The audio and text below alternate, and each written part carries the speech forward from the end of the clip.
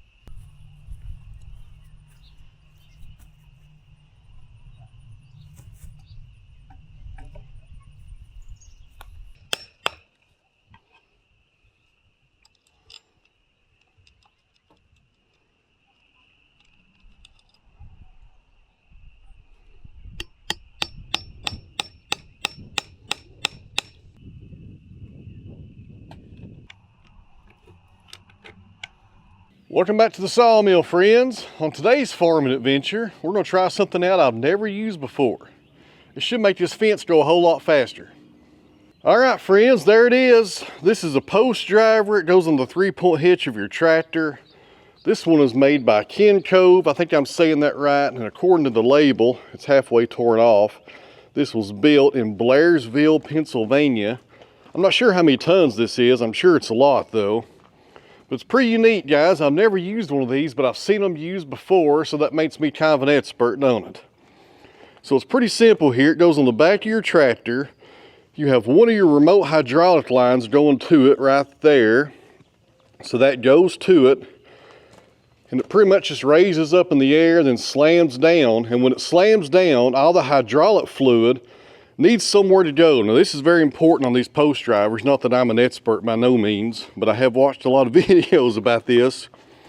So when it slams down, the hydraulic fluid cannot go back into your remote right here because that line is too small and it can't go fast enough. Therefore, it doesn't slam as fast or as hard. So therefore, you got to work this like a case drain on an excavator.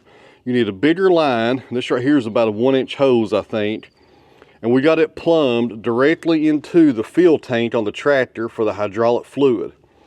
So when the ram comes down and that hydraulic fluid needs somewhere to go really fast, because that's important for this whole process, it can flush directly back into the tractor. So this attachment is not mine. It's on loan right now for me to finish my fence project, and I hope it makes it go a lot faster. But the guy that owns this told me this will drive a fence post as deep as you want to go. It has no limitations at all. It doesn't matter how big the post is, and you don't have to sharpen it like a pencil on the end either. You can just leave it flat, and it has no trouble driving it straight down. I'm looking forward to trying this out, but I tell you what, guys, it's pretty dangerous. We're going to learn together and see how we get this thing going today and do it safely. And you do have a few adjustments right here. You turn this handle to make it go left or right, and you turn that handle right there to tilt it forward or backwards. That's so when you back up on a hill or something like that, you can get this thing nice and plumb and drive your post straight down. And guys, with us today, we got the hatefulest cat on YouTube. Mama, say hello to your fans. Don't you get up in there. Don't you get up in there. My goodness, you're too big for that. So a big thank you to Kevin for bringing this over for us to try out here today. He watches my videos. He's also a tree service guy that brings logs over here from time to time. And he was watching us do the auger work and said that works fine, but this right here would be a whole lot faster. I hope he's right. I don't mind the auger, but I tell you what, it's time consuming. This right here should be a whole lot faster. Before we head over to the field, there's a few grease fittings on that driver that could probably use some grease.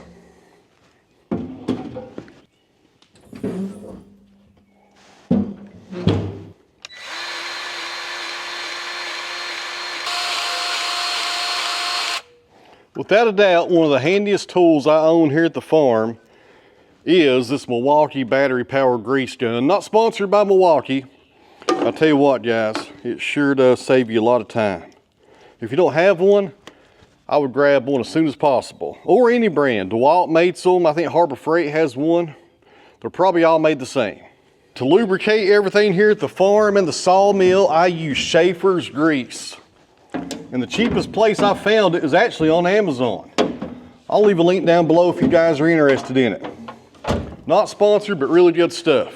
As always, guys, we're drinking Juniper Mountain coffee here at the sawmill out of my starting fluid little tumbler right there. I think it's pretty cool. I put a link in a previous video about this. I'll do the same on this one. But not sponsored by Juniper Mountain or nothing like that, but people ask me all the time what kind of coffee I drink.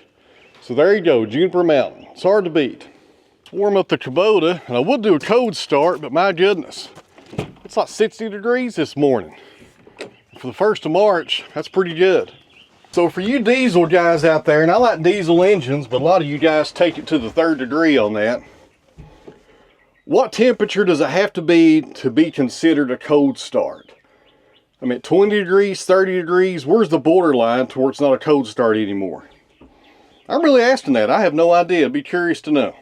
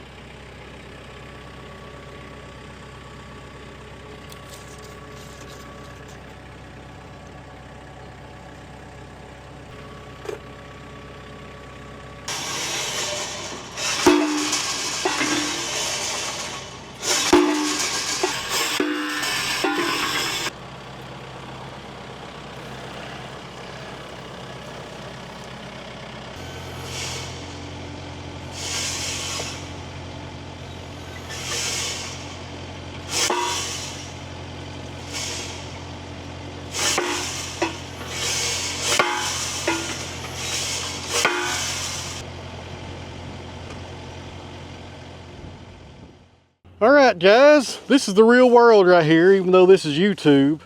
And sometimes everything doesn't go as planned, such as this attachment right here. Guys, I'll be honest with you, I don't like it. And here's why. Reason number one is the vibration. That's probably the biggest reason.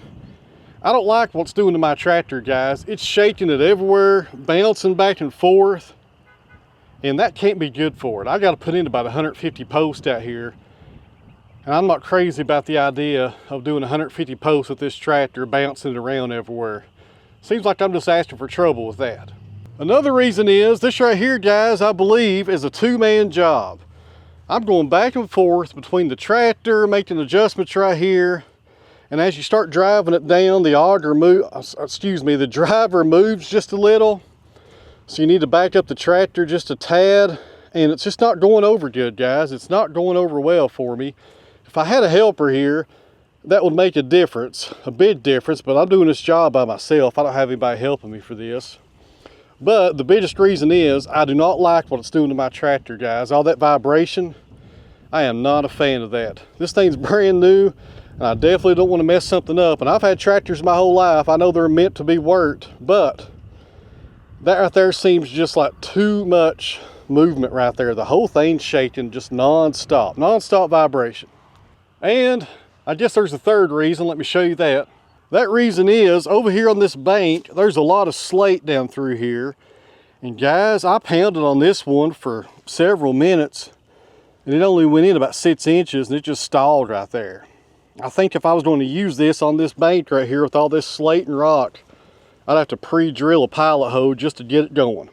But I may try this again, but I'll wait till Dad's over here so I can have an extra set of hands. Way too much going on for one person. It's going to take me forever doing it that way. And I think I'm going to get a lot of these posts crooked if I do it that way. So I guess we'll go back to what was working, and that is what people's been doing for hundreds of years, just using an auger and digging a hole. It's a lot more work, but I think I'm going to be better off.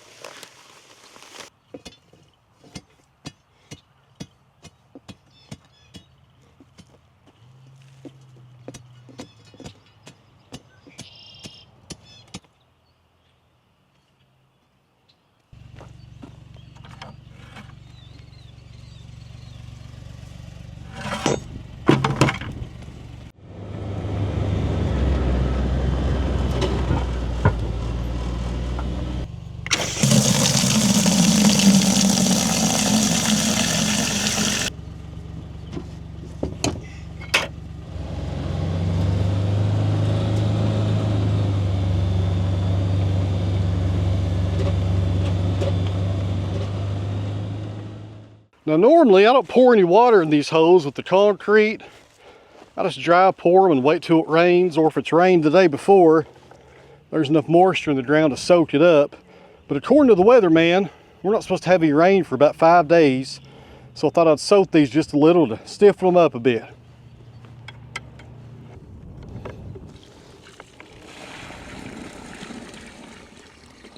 I'll dump another bag of concrete on top of this when it drains down. And then we'll use the rest of this water to soak it down too.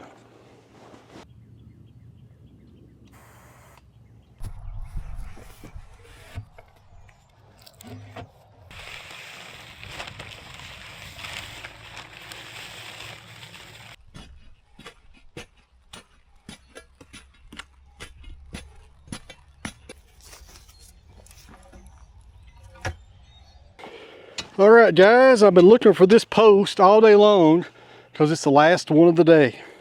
And I'll tell you what, if you tamp in a post with one of these post tampers here, it's got kind of a flared end on it. This thing weighs 16 pounds. It's a good workout, but I don't mind it because I need to lose some weight. I gained like 10 pounds this winter. I ate way too much, way too much. I gotta do better. I gotta lose some weight this year. But anyways, if you tamp these in, if you put in some dirt and tamp it and dirt and tamp it and keep on going back and forth, I tell you what, man, you talk about making a strong post. Rock solid right there. This right here is a lime post. That's why there's no concrete in it. Good to go. I'll be glad when we get a barn up here and start leaving some of my tools locked up overnight, quit taking them back and forth every day. So whenever you ask a man how he's doing that falls from a building, he usually says, so far so good, until he hits the bottom. And I'm going somewhere with this. We bought this farm, gosh, it'll be 2 years this June. And it's been a huge undertaking, This place was just mowed for hay. Nothing was really taken care of as far as the creeks go and stuff like that. No soil test has been done. No livestock was ever run on these fields that I know of in my lifetime, maybe 50 years ago. There are some old T-posts on that end down there, but nobody remembers cows being on here, but who knows. But I've learned some pretty hard lessons when we bought this place. And the biggest lesson was nobody's going to save me. And I know you hear that little saying a lot about nobody's coming to save you. And that's true. And if they do come to save you, it doesn't do you any good because you don't learn from that. So a good example would be I was cutting hay last year right up here on top of the hill, right there beside the cemetery. Luckily for me, I was up there where it was kind of flat. So I'm up there cutting hay and I hear a pop. And I look behind me and the baler, I'm actually baling hay, not cutting it, but I'm baling hay up there. I hear a pop, I look behind me and the baler is laying on the ground. PTO's connected, it's still turning. The safety chain's connected, but the ton is laying on the ground. And I'm thinking to myself, how in the world am I going to get this back on the tractor? How am I going to do this? You know, I don't have no way of doing it, you know. I'm up here by myself. But luckily, I have a skid steer. Instead of panicking and calling somebody for help, I sat there and thought about it for a few minutes. I went down there and got the skid steer, brought it up here on the hill. It's kind of sketchy on that hill right there at the skid steer, but I was able to raise up the tongue of the baler and back the tractor where it goes and put another pin in it. And still this day, I'm not sure why that pin broke, but it did. But looking back now, I sure am glad that it broke. I learned a lot that day. Man, I learned a lot that day. I'm here walking down to get the skid steer. Hot summer sun, rain's coming, haze on the ground, got to get it baled up, and thinking to myself, you can handle this. You bought this place, you're developing it, you can fix this, you're okay, you're going to be okay. And I was. I kept my head, went up here, fixed it, moved on. But I ain't going to have some better pins this year for the hay baler. I don't know why that pin failed, I have no idea, but still this day, I sure am glad it is. Man, I learned a lot from that pin failing that day. All right, friends, now that I'm done being philosophical, here's what we got done. So we're stopping right here. This is another corner from this spot right here. We got to change directions one more time. And after we do this direction change, which will probably be about 100 feet or so, we should have a nice straight run of about 200 foot that way, and then it drops down pretty steep over there. I'm not sure what we're going to do on that, but we'll figure it out. But everything's looking good. Got these posts setting up. A nice looking fence, guys. Man, this place is going to look like a proper farm when we get done with it. Sometime between now and the year 2040. It'll take me 10 years to get this place the way I want it, but I'm looking forward to the work. And the barn will be going right there when I'm pointing in that area. That way, I can have a fence coming down the hill connecting to both sides of the barn so I can rotate pastures in the summertime. And I think that's going to work out pretty good. I got some buddies who have more cow knowledge than I have. They're helping me out in this rotation schedule. So we're going to have the barn right there so I can bring them in this side of the barn, turn them out on this side, then close that side of the barn off, which will eliminate their availability to go this way and give that field over time to rest. I got a good plan here, guys. It's going to take me a little while to get it done, but I think it's going to be really nice. Are we still recording? Stand by. Okay, battery's just about dead. I better finish this up, guys. So in closing here, guys, thanks for watching. Sorry I'm killing you guys with all these fence videos, but I'm just trying to get this work done. I'm trying to make some content to go with it, but we will be back on the sawmill very soon. I'm going to saw up some white oak and some sassafras to go around the barn and also to fence in a corral area. And I'm thinking about going ahead and just completing the fence for this side of the field that we've already started on over here. I don't know what I'm pointing at here. My goodness, you guys can't see what I'm looking at. And getting this section done and then having the barn put up just to break it up a little bit from just doing fence nonstop. I think we may try that. Just making a video here, pal, making a video. People drive on the main road up here and they look down here at these cameras and they probably think I'm crazy. They try to rubberneck there a little bit trying to figure out what I'm doing. It's kind of comical. I've had more people stop and stare since I've started this fence project than I have since I've been running the sawmill down here at the bottom of the hill. Kind of funny. So guys, in closing here, thanks for watching. I really appreciate it. If you don't care, hit the thumbs up button below. It really helps out the channel. And I'll see you guys back here in a few days. Sun sinking low, two star-crossed lovers in the still melting snow, where the loving was